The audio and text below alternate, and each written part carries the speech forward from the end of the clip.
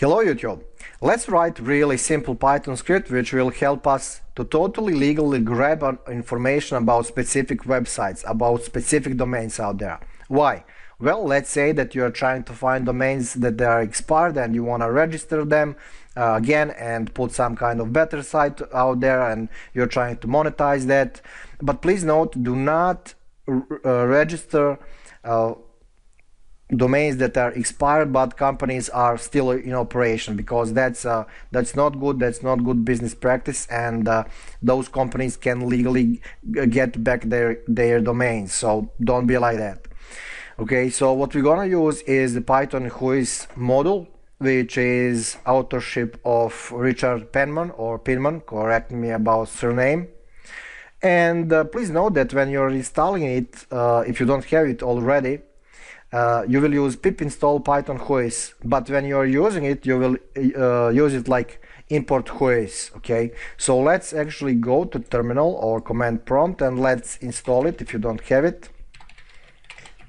Python Whois, really simple and quick stuff, and we have it in a split of a second. So now we can import it. Remember, import Whois, import Whois, and now we will define target or host, which will be Google. Why not? And let's put results of Whois operation into, for example, results. So copy paste module and call Whois function or method or command or operation, whatever, how you see fit, and let's paste host to it. Of course, you can hard code information here. You can just copy paste that without host and it will work, but it's kind of easier like this. It's more usable, well, at least for me. And let's just fire this script to see what's going on. Nothing. Why? Because we need to print it. So print results. And there you go, we have Whois text, 57 lines. So when we open it, you will have really nice formatted results. And don't worry, we will go through every of these segments.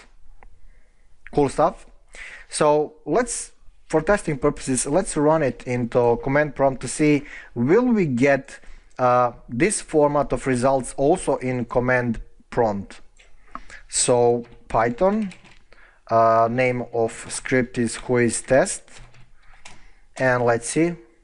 Yeah, why am I mentioning this? Because you can grab this, I mean, you can change this script in such a way that it will export information into database, into textual file or PDF file or something like that, which is easy to analyze or use into some other way, because you can extract individual information from individual segments here, and we're gonna do that too.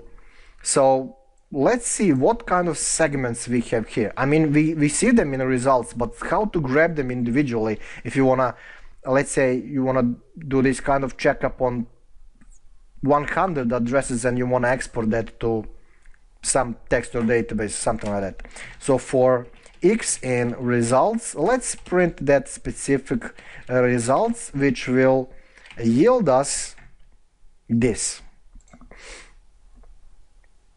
segments. Okay, so normally you know that what's domain name, Whois server. Okay, so let's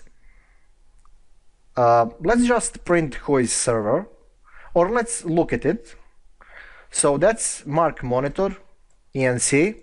Let's just go and check that company. Apparently that's a big company, and if you go to their partners, you can find that information in the top right part of page, bottom right, sorry. You will see that they are working with big names like YouTube, eBay, and some nice organizations that take care about internet, and some kind of government agencies and law enforcement that they care, so they care about basically security.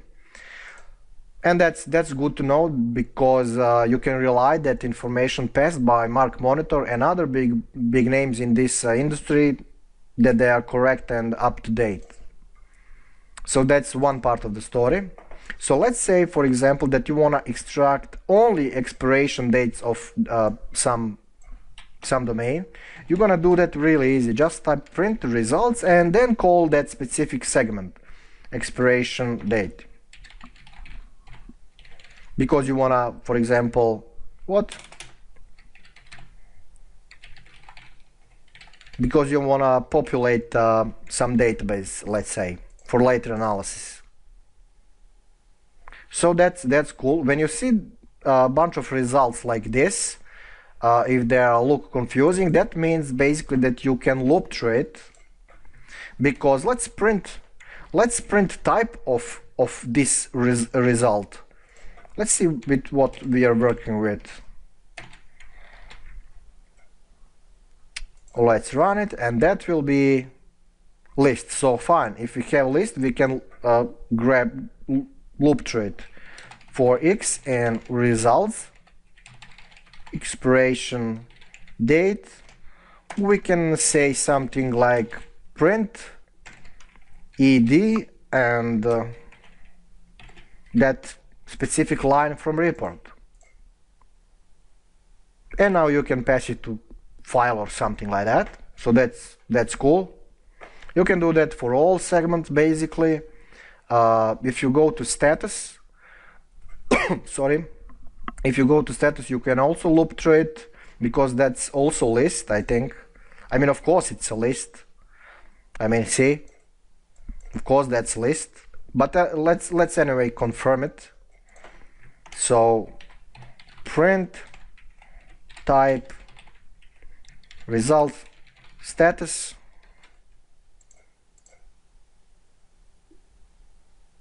and there you go, that's list. So let's actually use it here.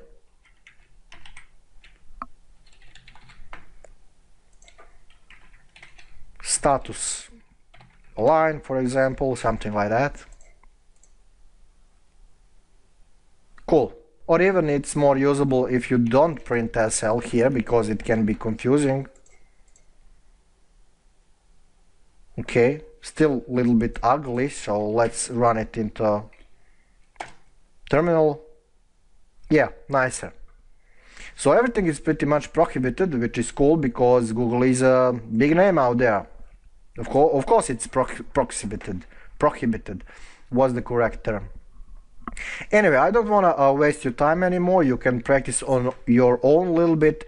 Just note that you can grab every of these segments, and you can then extract individual parts from them if you need it for later analysis. Okay, because you can create this script in such a way that will ask you constantly about names you want to check, and it will constantly transfer that results to database. Or you can just grab 100 on 1000 addresses out there, if you are interested in them commercially from expiration date point of view. But please note, do not fire big number of requests out there, because even if you fire 2 or 3 domain checks, that's a kind of automation.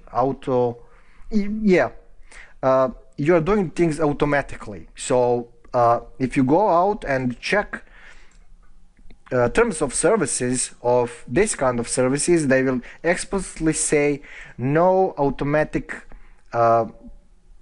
requests to their services. Okay, so don't do that. You can do that if you have legal agreement with them. You can ask them if you are that kind of business, but definitely ask them, send them mail, and they will say you can you do that and how much it will cost you. Because if you have that kind of idea, then you probably think about some kind of a big pool of results that you are trying to analyze later for example, security reasons, or for commercial reasons. You want to create listings of domains, or you want to grab those ones that are expired, or something like that, you know.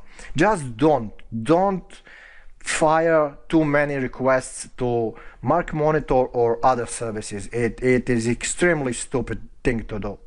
Okay, so 10 minutes tutorial, a little bit longer than I thought. And yeah, thank you for watching, thank you for support and subscription, and see you next tutorial.